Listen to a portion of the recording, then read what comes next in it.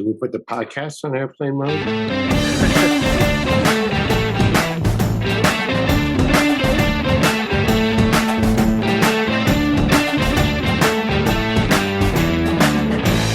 Welcome to PIX on Pigskin from the PIX 11 Sports Department, high above 42nd Street in the heart of New York City. I'm your host, Todd Ehrlich, the executive producer of the PIX 11 Sports Department. On today's show, the Jets caged the Bengals and then were crushed by the Colts on Thursday Night Football. The Giants weren't ready for some football on Monday night in Kansas City, but I gamble they'll be ready for Las Vegas. Nice. Speaking of gambling, I appreciate that. Thank you, Joe. Speaking of gambling, we'll be joined by Claudia Bellofatto from Wynn Bet. Later in the show, we're joined by Greg Buttle, who is a member, a linebacker of the all-time Jets team. Very impressive. You bet your ass. I do. Going with the Claudia theme of bets. I love this. Well played.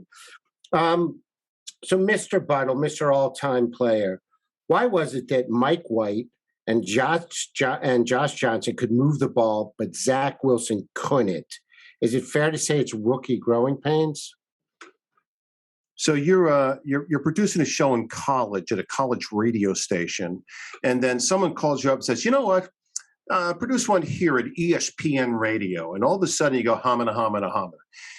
It's a learning process. The game is totally different than college.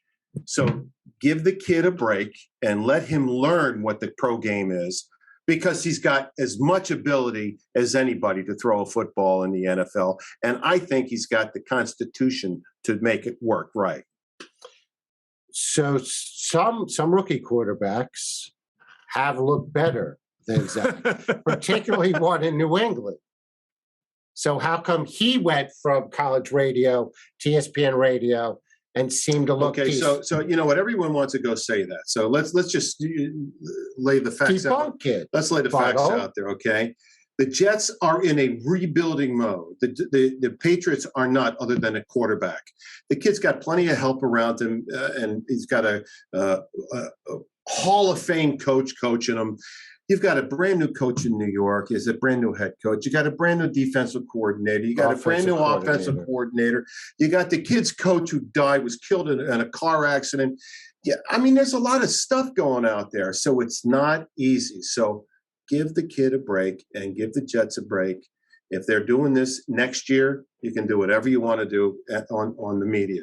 But it is glaring to see Mike White in his first start and Josh Johnson in his 900th game, because he's 90 years old, both play exceedingly well. It's awesome. In the same offense. It's not glaring. It's awesome. In the same the delineation between. So we know one thing then. What's the one thing? The offensive scheme works. Yes. Right? Yes. Could we all assume that that's it? I don't think we can't assume it. We've seen it. Okay, so that is a fact. And so it does work. So when that kid Wilson grows into that job, I think you're looking at a kid that can play 10 years anyway. I mean, forget Brady; he played 100,000 years, but with still playing. Kid, I think that you're going to have a good and decently. Yeah, that's good news for Jet fans. I would think so. I definitely think so. Any good news is welcome right now. So baseball has a couple curses. One of the Bambino. They one of the Billy Goat. Baseball. It's not really. It's sort of half a sport. There's not as much contact. It's a football. Well, here's why. I'm building here's up why. to He's getting there. Thank you so much. He has more time on the podcast than on the show. He can take a scenic route. Buttle is co-hosting. Some say the Jets have been cursed. Maybe it's the curse of the white shoes. I don't know if Namath sold his soul or not to the devil to get that Super Bowl championship. But the question is, Mike White, one start goes to the Hall of Fame, at least his jersey did, and then a touchdown pass in the next start hurts his hand, it gets knocked out. Are the Jets cursed? Jet fans believe they are. Mr. Buttle, what's the facts? Well, the facts are that it certainly appears they're cursed. I mean, but you look at the game against the Bengals. They didn't look cursed against the Bengals. They played well, and they even had breaks go for them. So you got to look at it. Maybe it's turning around, by the way.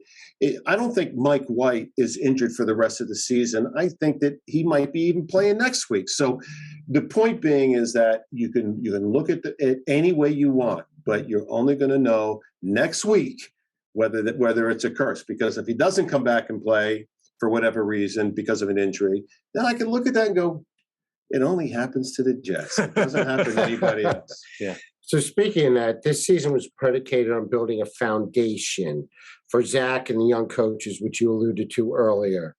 They seem to have found a 1-2 punch in Wilson and White.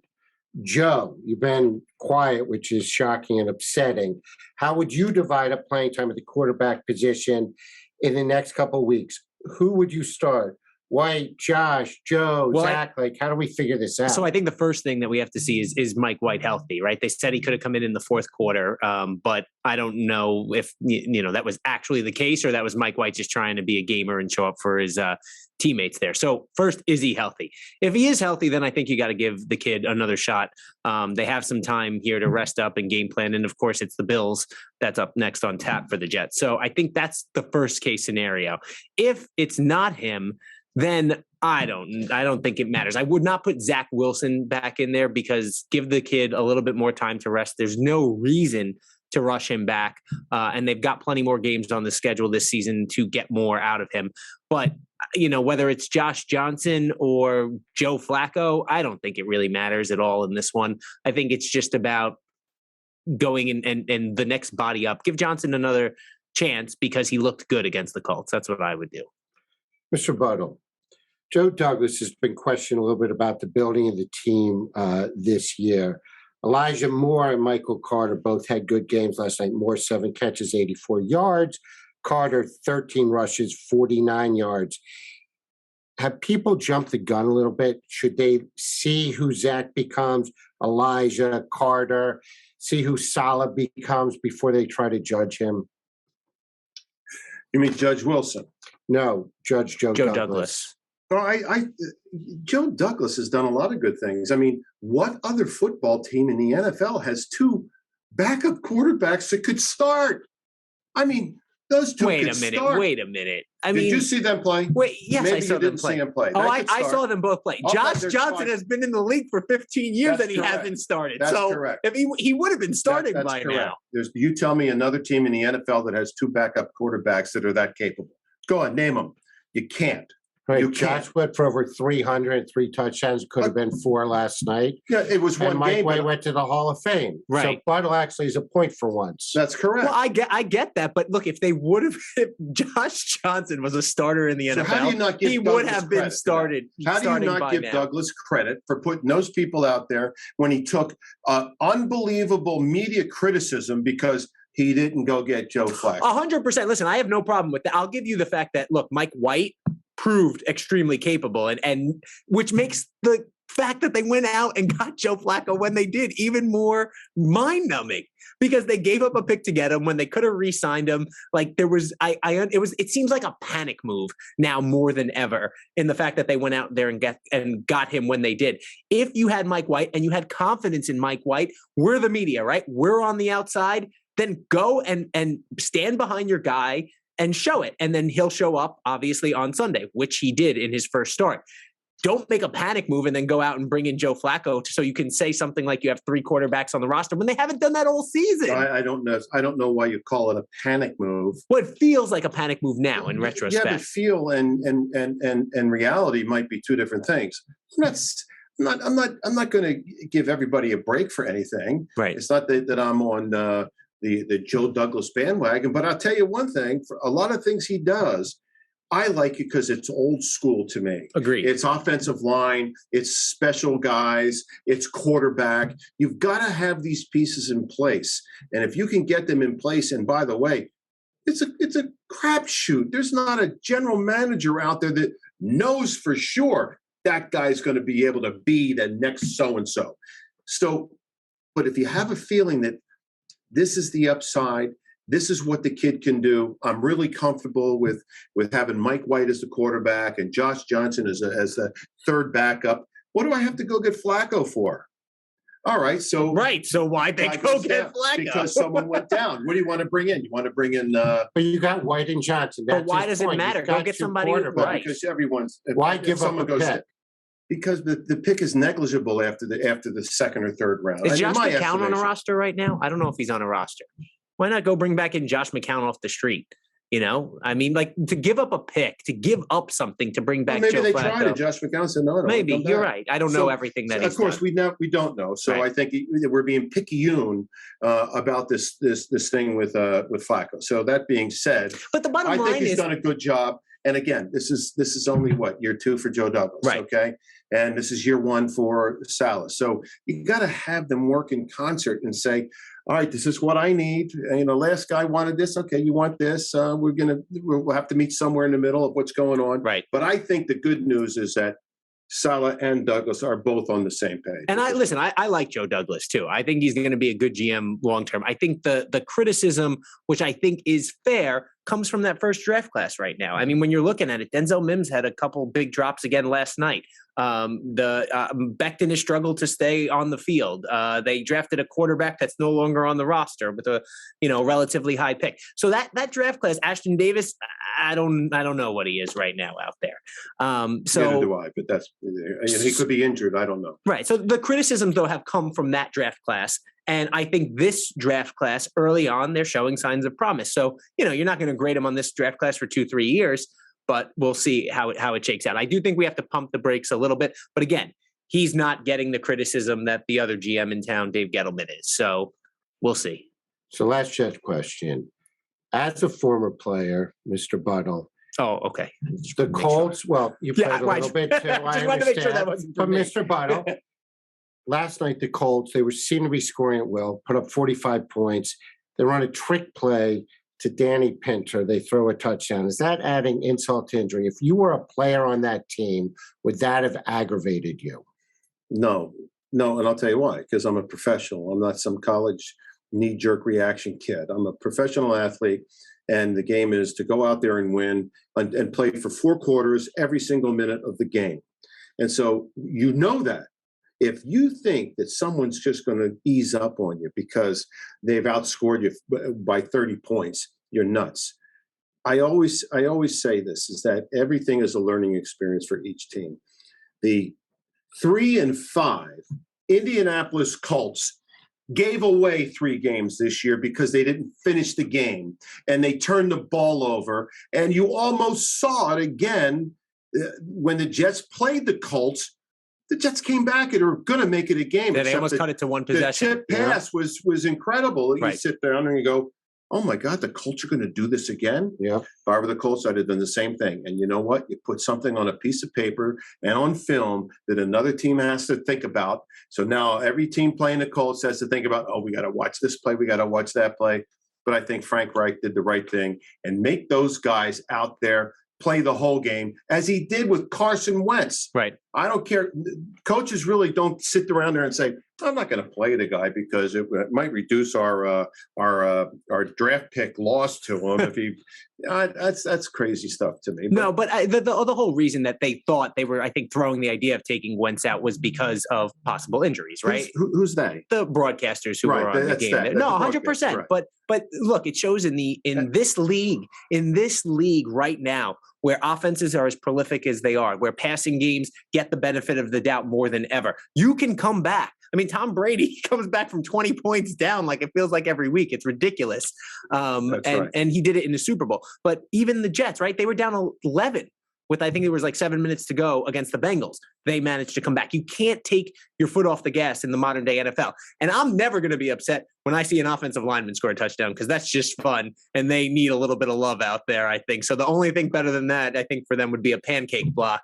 But you know what? I think you're so off base. It's unbelievable. Joe, always. Those offensive linemen, all they do is cheat. They grab you. They cut you. Oh, my God. They hold like crazy. It's disgusting what they have to do. In the pile? Oh, it's unbelievable. And yet, can you imagine that these umpires and referees are calling defensive holding by a lineman? A defensive lineman holding? He's just trying to survive out there. That's exactly right. Well, Greg, the offensive linemen are the smartest players on the field, right? Don't answer that. I'm just gaslighting over here. I'm just poking the bear. You're poking the bear. Fred Flintstone was an offensive lineman. There you go. So, last question. Jets gave up 45 points to the Colts, coming in as a much better offense in Buffalo. What is the prediction for the Buffalo Bills Jet game next weekend? See, that's just. Here's a disclaimer. I really don't care, but they have to play better than they played last week. If they don't, it'll be 50-0. I mean, you got to be kidding me with that offense coming in there, and it's a division game. The Buffalo Bills better not overlook the Jets. That's one thing. And like I've said before many times, you can fix defense in a week or two. Yeah, this scares me though, because you can't fix offense in a week. But this scares me because the defense was like supposed to be the strength of this team, and early on in the season, right, we were harping on that as a positive sign. And who said the defense would be the strength? I'm just asking. I think we all did on this podcast here, and numbers wise, numbers wise, they showed out. We talked about how they were good in the red zone, right? They were bend but don't break. How they were good on third down. But in these last 3 weeks, even in their win, they gave up 31 points. They've had a lot of injuries on defense. True. And the team is young. And so and they lost Marcus May in this one. Oh my gosh, you've got to put guys off the street. They didn't know who they were going to. They're playing nickel on goal line last week. So you just don't know really the health of a football team.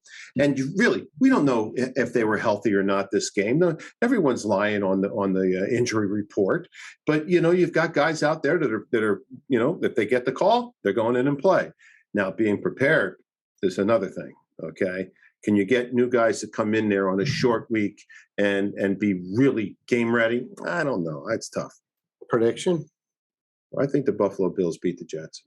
Joe? I mean, if that's all we need, then yeah, I'm going to think the Bills are going to win this game. Extra time to prepare, I think it'll be closer. It would be a shame if the Buffalo Bills came into New York and lost to the Jets. It would be a shame. It's not going to happen. No, and it will be a shame. It's not going to happen. At this table, Todd, it's not going to happen. Cincinnati came in, and everyone else at this table said the Bengals were going to blow them out. I predicted the Jets.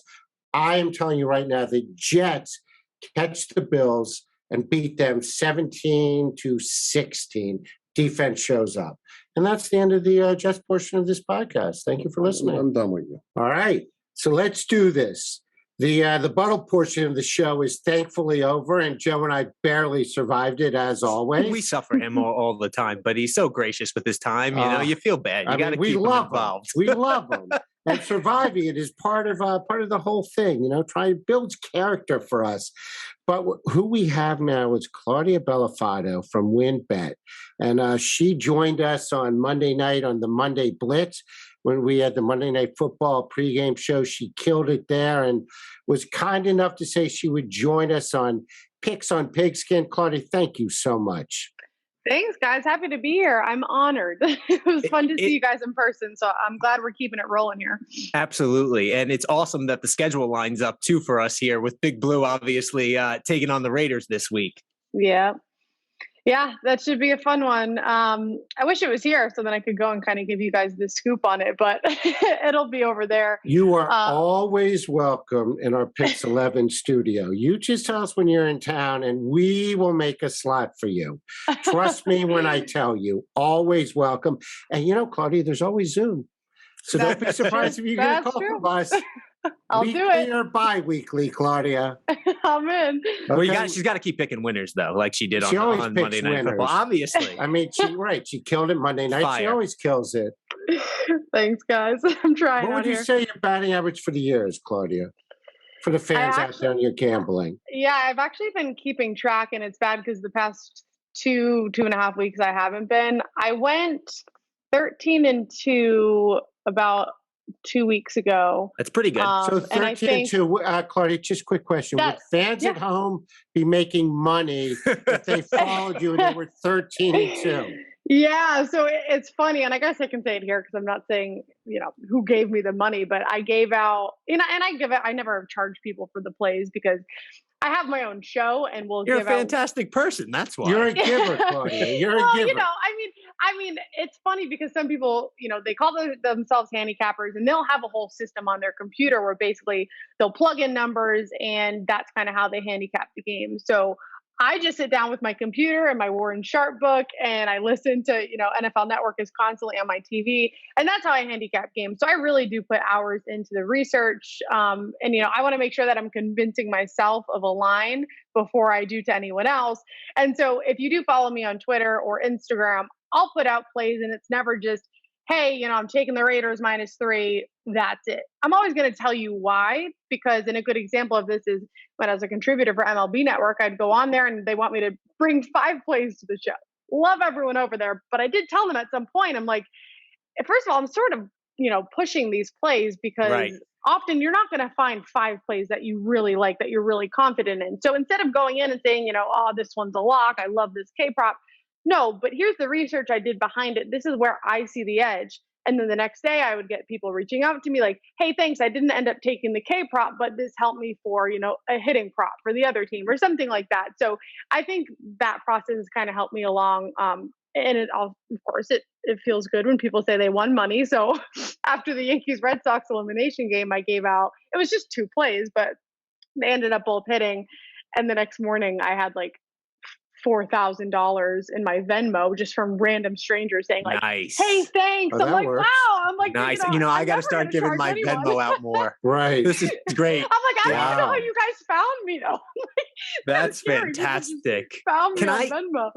Todd, can I put, instead of my Twitter account, can I put my Venmo account on PIX on any of our shows? Put mine next to it. Okay, fair enough. We'll put them both up there. I have a 4-year-old that's got to go to college. Yes. So yeah, Claudia, for the folks out there, where can they follow you on Twitter and on the gram, as the kids call it? Gram. Yeah. So on Twitter, I'm at CBellofatto TV. And then on Instagram, it's just my name, Claudia Bellofatto _.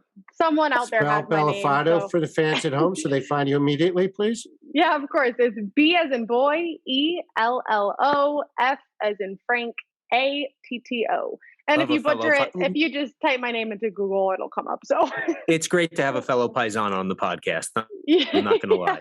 Joe never lies. All right. So speaking of gambling, the Las Vegas Raiders are coming to MetLife. Now the Giants are 2 offensive plays, offside plays from being 4-4. But as Bill Parcells famously said, you are what your record says you are. Claudia, you do deeper research than almost anybody I know. Are the Giants a better team than their record says they are? I think you make a good point. In terms of, there's definitely been some situations where don't encourage him. Wait, but hey, listen, you are my favorite guest of all time. Now, carry on. I will say this game is big because if they lose this, I mean, if they go to 2-7, their season is pretty much over. I will say they do have good pieces. In spurts, they do look good, but it's the little things that add up, right? I just think that they don't have everything together on either side of the ball. Joe Judge needs to stop using 3rd quarter timeouts on defense. They just need to clean it up all around. They had, in that Chiefs game, they had 10 penalties for 88 yards. It's little things like that that are really going to come together in the end. And I think that shows more than the record does, is not being able to clean up those mistakes at this point in the season. And I can talk more and specifically for this matchup. And you can't talk to anybody on your team. The NFL doesn't think there's bugs in the headset, but okay. Right. Like, we can't be coming up with excuses at that point. The Giants, I think, really impressed people last week. I also just think that was kind of not an unfair matchup, but the team they were playing was not up to par either. I think there's very few teams really at this point, and quarterbacks being injured and having to play 3rd string quarterbacks. The past few weeks have been very strange. I will say I think the Giants are better than I thought they would be, but they still don't really have it together. I don't think they're a huge threat, and I can talk more specifically about this game. You guys let me know, and I'll go off, and I'll tell you where I have no problem letting you go off, and we will build to that. So now if you look at the Giants' schedule, you throw in the Atlanta game, which was eminently winnable by the Giants as well. They could have been having a season, but clearly they are not.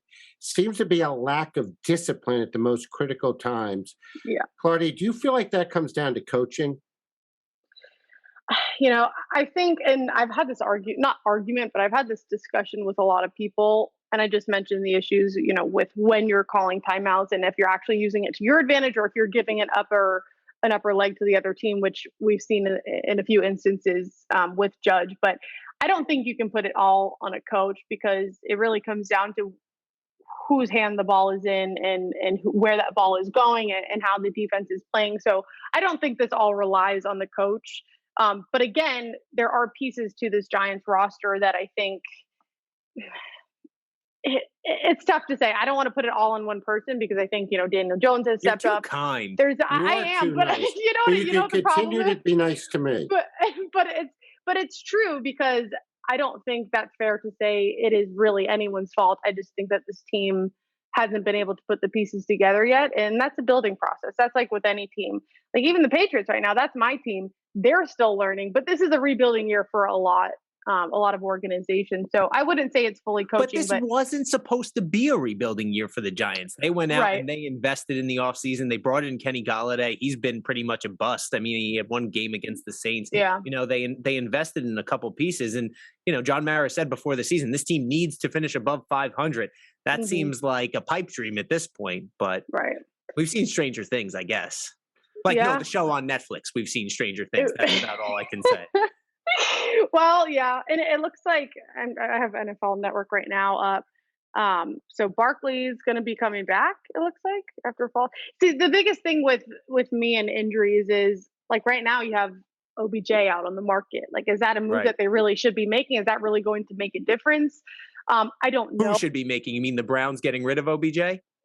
Well, no, I agree that they should have done the Giants taking. Like, do they really need to add more pieces to this team, or is it just something that they just need to get into this offseason and really look at the problem? Claudia. My thing is, I think he's very overblown. I think he's very overrated. But you also just don't know because when players get onto a new roster, sometimes they're a completely different player. I want to say like Sam Darnold, for example.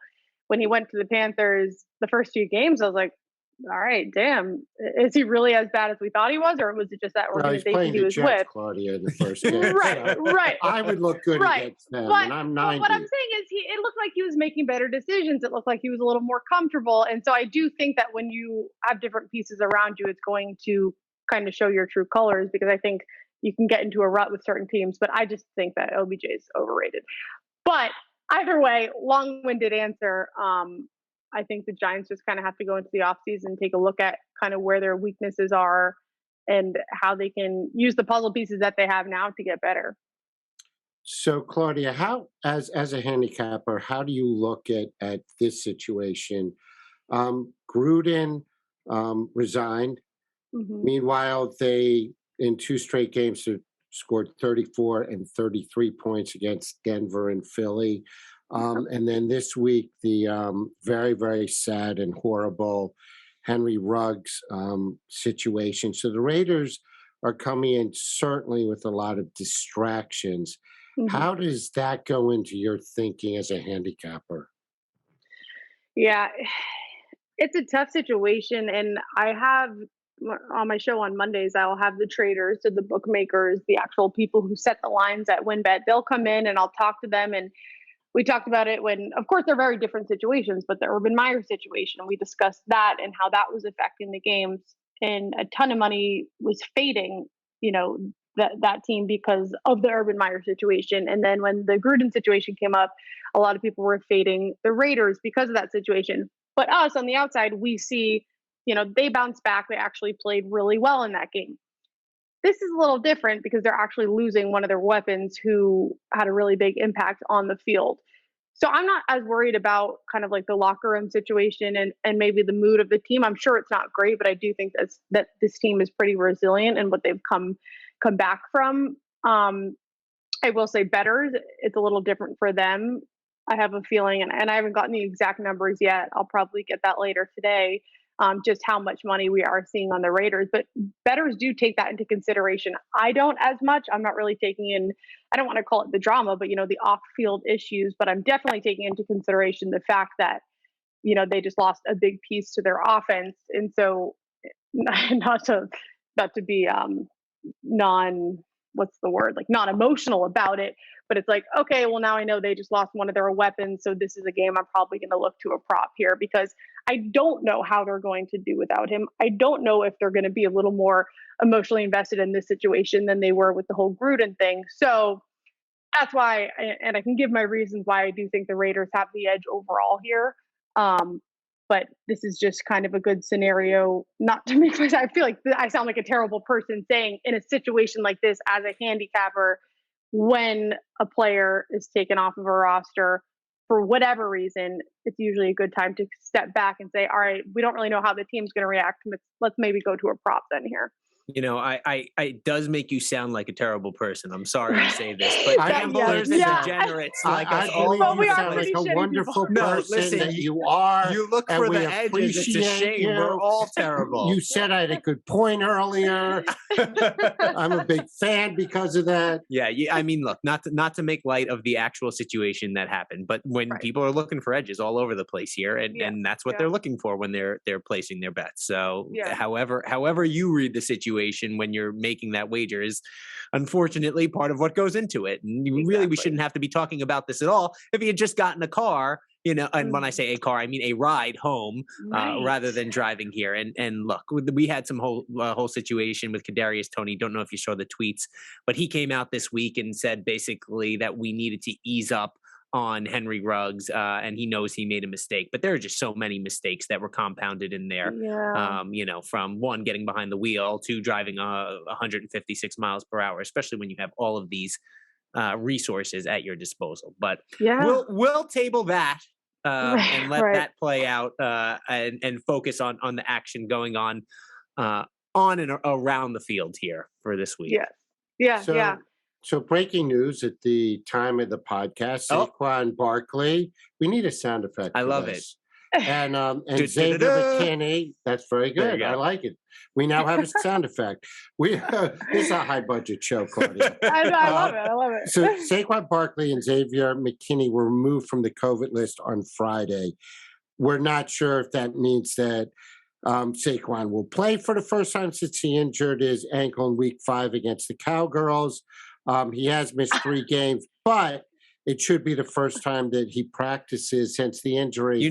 Claudia's been backing Dallas all season. I do know right? that. I was just going to say, watch it. I know that you're a New Yorker, and somehow, Joe, you got on a Cowgirl bandwagon. You're misplaced youth. It's just too hard to go into, and we need a couch and a shrink and a lot of time, maybe soft lighting and music.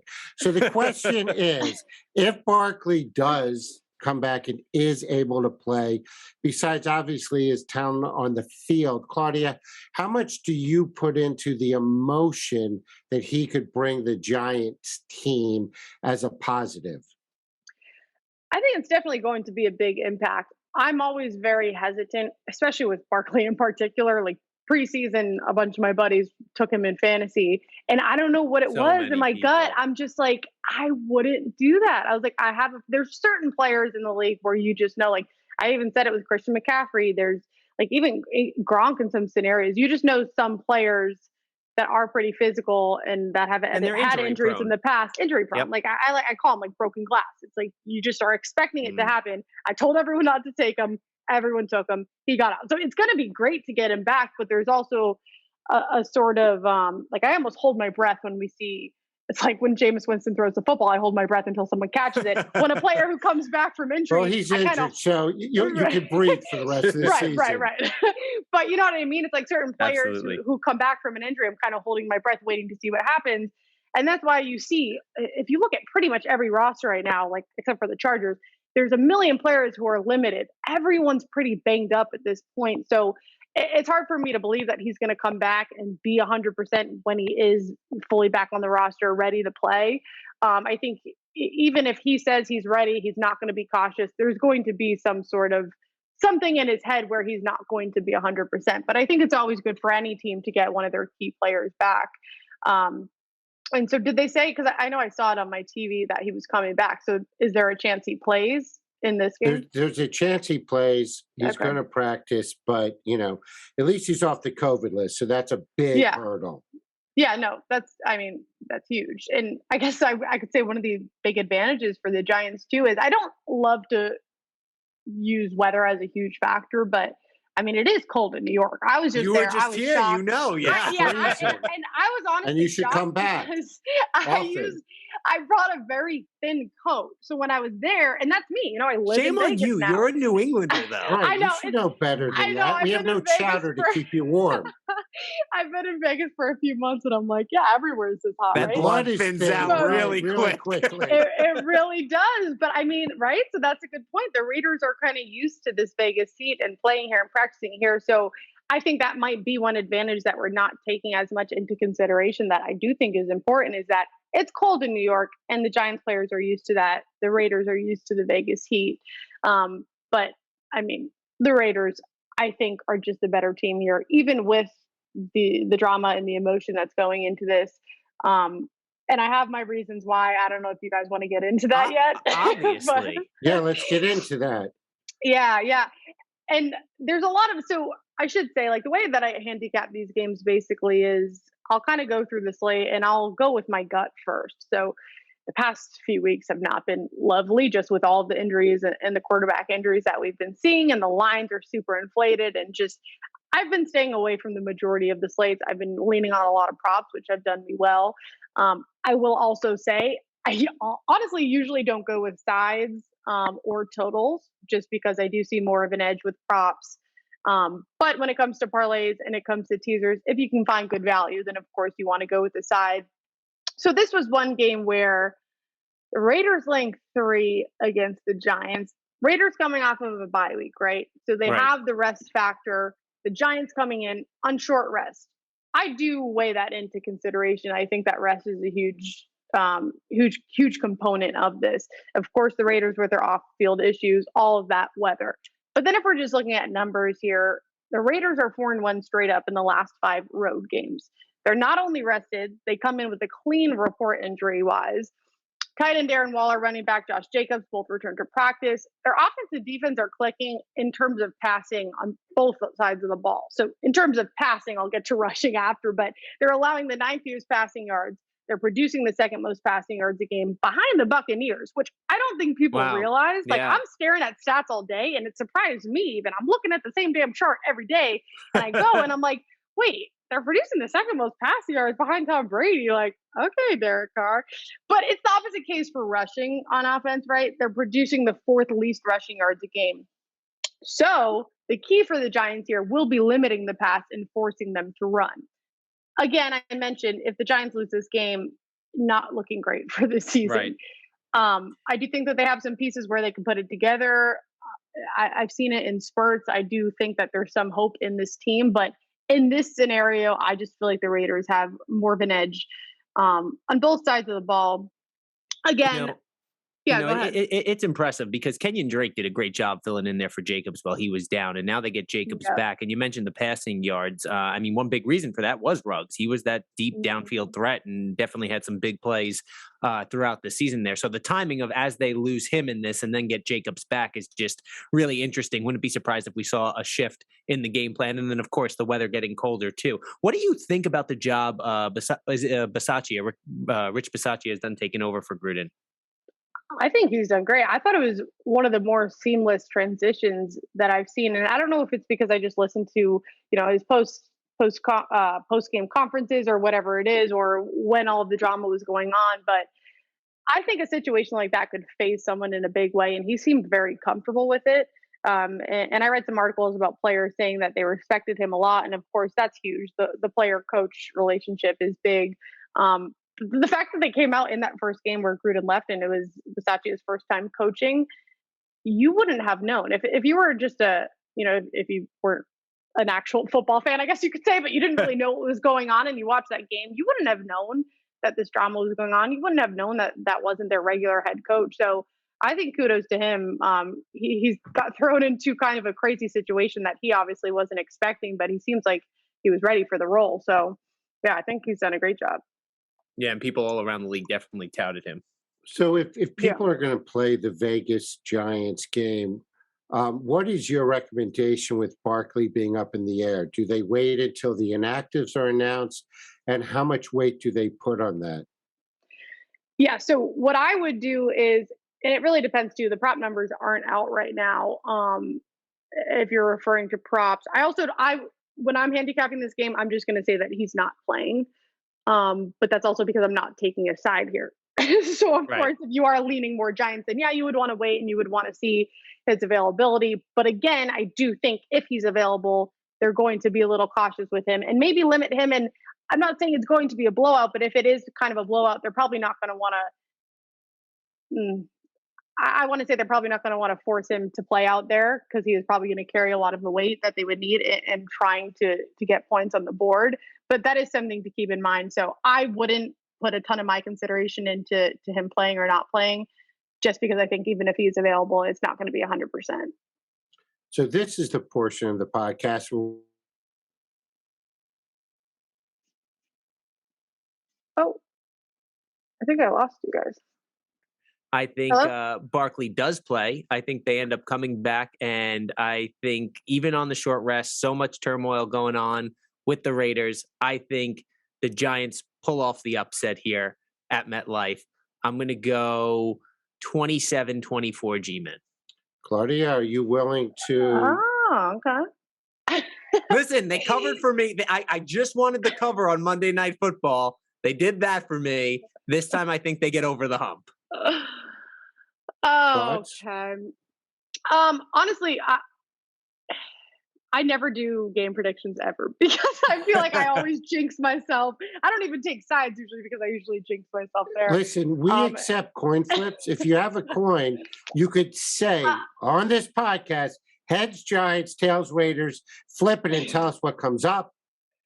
No, I mean, I will say I agree that I do think the Giants have a chance, and I think that's why the line is 3 here, especially being at home with all the things we mentioned, the Raiders' off-field issues, and the Giants almost just beat the Chiefs. So, yes, I do think the Giants have a chance here, especially if they get Barkley back, which is why I'm not – if I was confident enough in the Raiders, I would be laying the points here, and I'm not. So I think that goes to show that I do think this will be a close game. It could definitely be a 3. It could push, or the Giants could win. You're going to take Vegas on the money line. Yeah, no, I'm not touching it. I'm not touching anything. Fair enough. You never know what Danny Dimes is going to pull. I can't bet against them right now. Well, Claudia, you always know what I'll do on the podcast. I pander to our audience. Jet fans and Giant fans are who listen to us, so I pick them every week. So I got the Giants winning 21-20. Wow. All right. So now let's.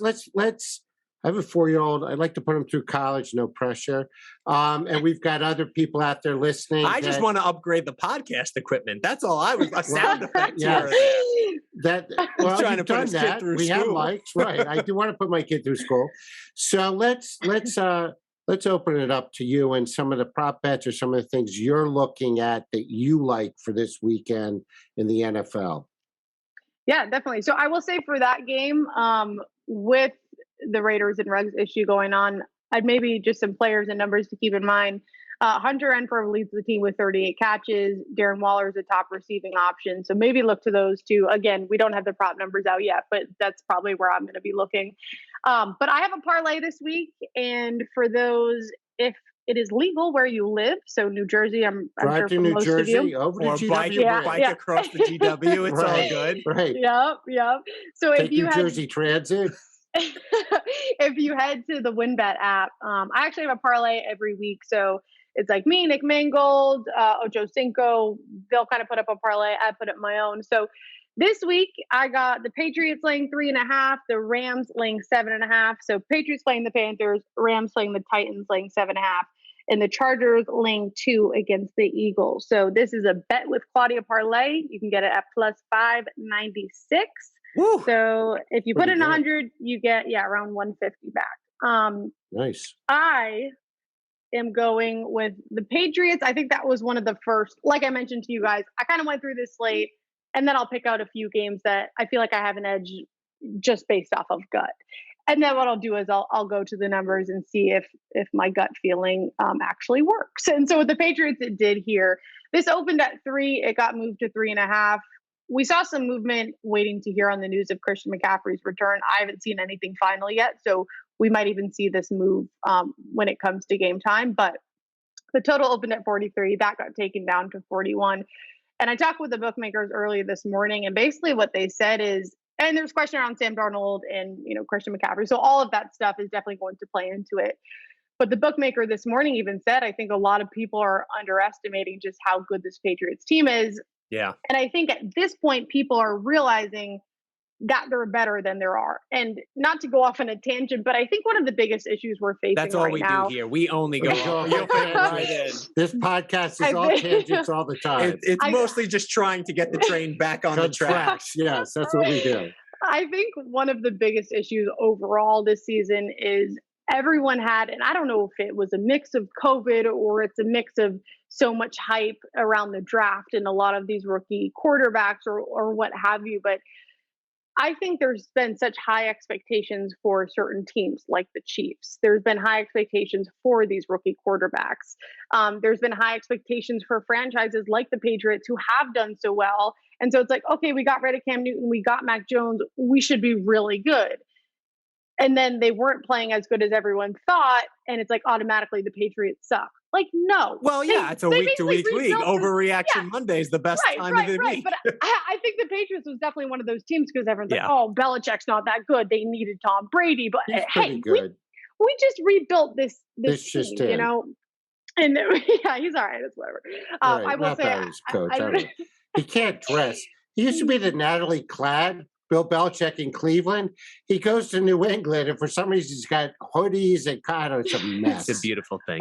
It is a beautiful thing. I don't think they have clothing stores up there. Claudia, you're from there. Is that the deal? Listen, genius needs to be comfortable, Todd. It's hobo chic. It's hobo chic. You do come in casual. Yeah. And he wasn't a genius in Cleveland. Joe, I think you're onto something. Claudia, you see what I mean about we can't all rock the Robert Graham the way you do. You know, your sartorial expertise is well appreciated. Head to toe.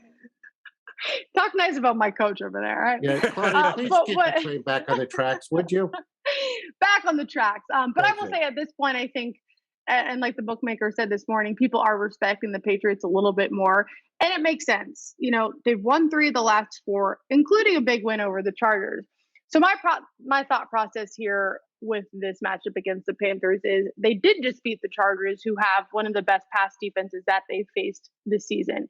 And they won that game even with Mac Jones not playing at his best. He faced a stretch of going 2 of 13 in the first half. So he was uncharacteristically, I would say, inaccurate in that game. But beyond that, he's only made 1 interception in the last 3 games. He's leading all rookies in completions, completion rate, passing yards, passing touchdowns, rating, you name it, he's leading right now.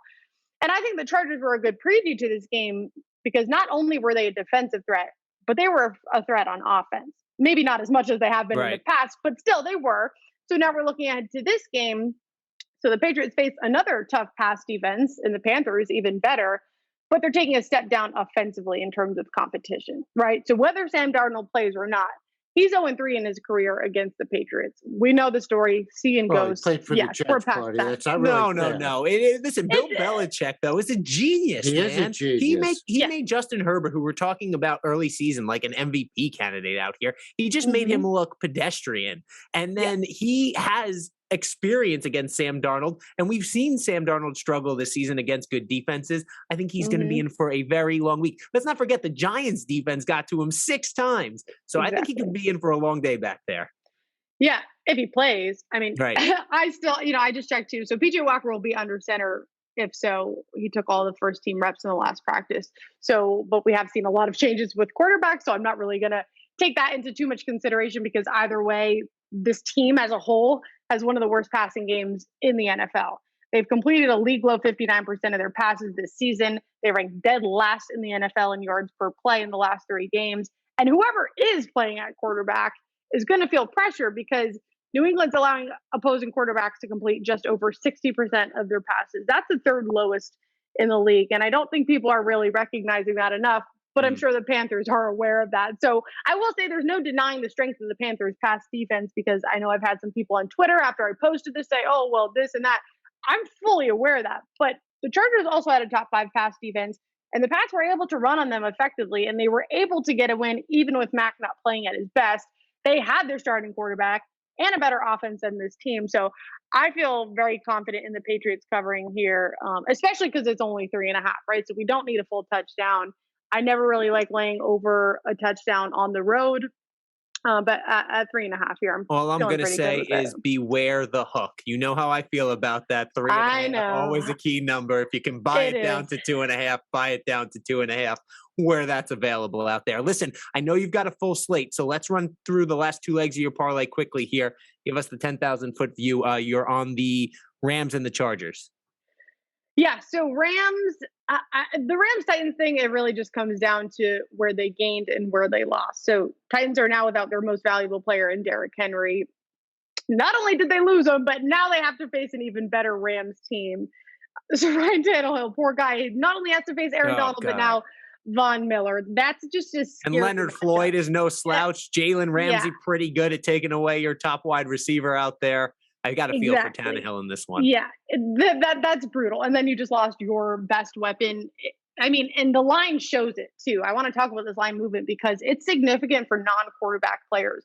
It opened at 4.5, and the trader said they moved it 2.5 points because of the loss of Derrick Henry. That's a lot for a non-quarterback.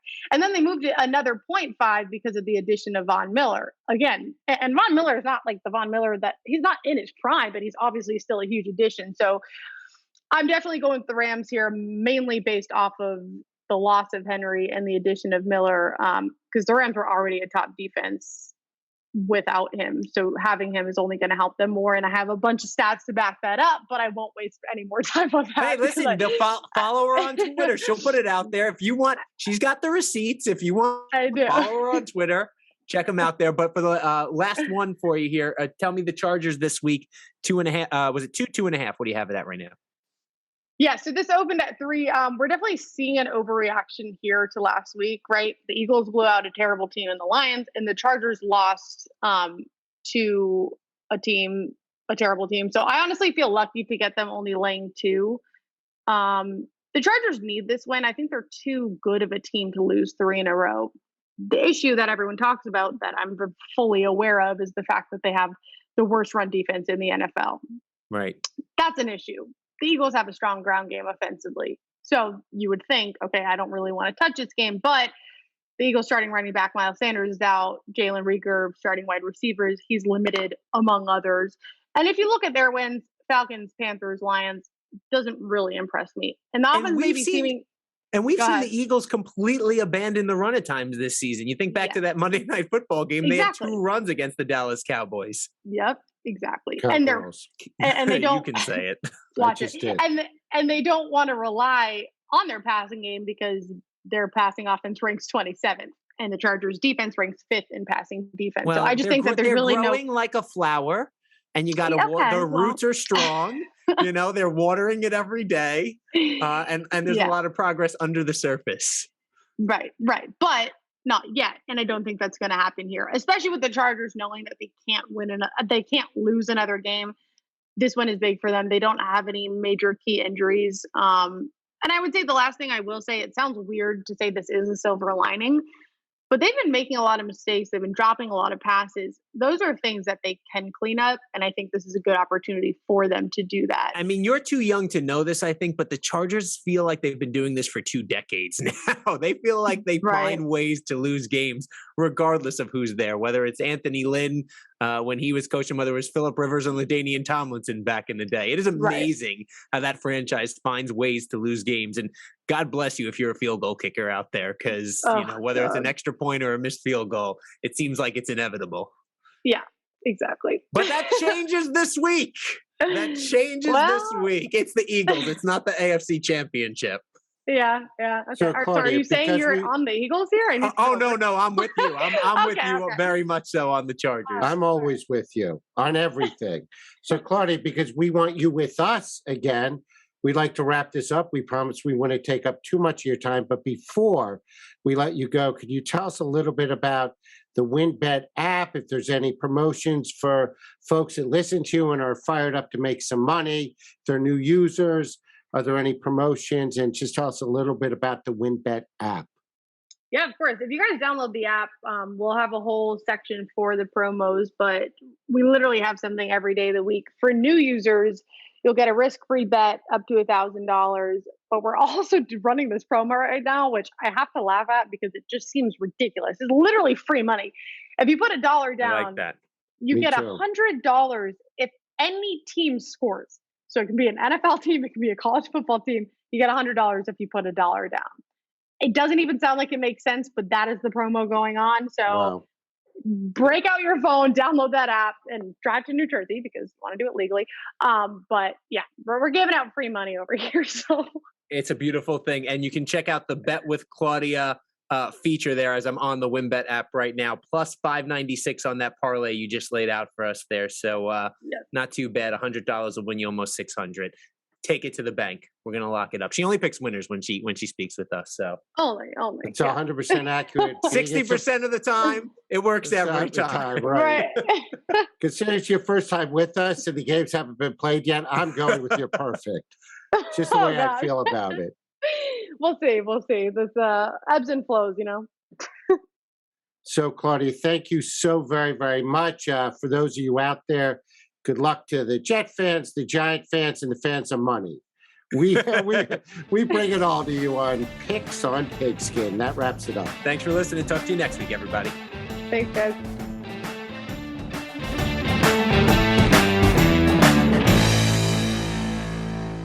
I'm done with you.